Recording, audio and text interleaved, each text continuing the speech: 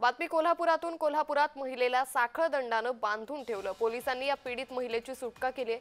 साखळ दंडानं मारहाण केल्याचाही आरोप करण्यात आलेला आहे। महिलेच्या घरच्यांनी छळ केल्याची माहिती सध्या समोर आलेली आहे।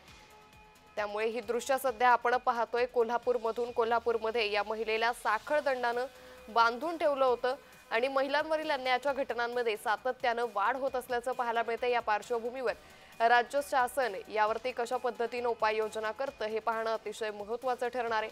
कोल्हापुरातून ही घटना समोर आलेली आहे। कोल्हापुरात महिलेला साखळ दंडानं बांधून ठेवलं होतं। पीडित महिलेची पोलिसांनी अखेर सुटका केली, तर साखळ दंडानं मारहाण केल्याचाही आरोप यावेळी करण्यात आलेला आहे। महिलेच्या घरच्यांनीच तिचा छळ केल्याची माहिती देखील समोर येते। त्यामुळे आता या घरच्यांसंदर्भात कशा पद्धतीने चौकशी होते आणि यानंतर कशा पद्धतीने पुढची कारवाई केली जाते याकडे सर्वांचंच लक्ष लागलेलं आहे। तर ही दृश्य सध्या समोर येत आहे। या महिलेसोबत आता पोलीस संवाद देखील साधतील आणि त्यानंतर एकंदरीतच या महिलेच्या आरोपांनंतर तिच्या कबुलीनंतर तिच्या घरच्यांनीच तिचा छळ केल्याची माहिती समोर आली आहे। या संदर्भात अधिक माहिती घेऊयात आमचे प्रतिनिधी अमरसिंह पाटील यांच्याकडून। अमर, महिलेच्या घरच्यांनीच तिचा छळ केला आणि तिला साखळ दंडानं बांधून ठेवलं होतं, या प्रकरणाचा उलगडा नेमका कसा झाला?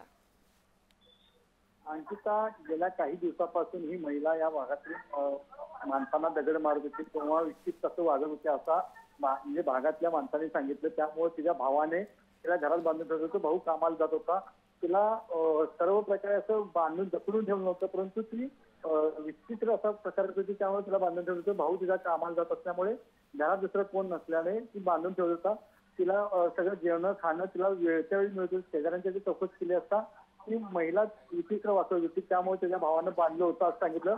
काही सामाजिक कार्यकर्त्यांनी याबद्दल आवाज उठवला आणि स्थानिक गुन्हे अन्वेषण शाखेच्या पोलिसांनी सांगितलं, पण भागातील माणसांनी सांगितलं की ती विचित्र वाचत होती त्यामुळं तिला बांधून ठेवलं होतं। अंकिता, निश्चित अमर, धन्यवाद या सविस्तर माहितीसाठी।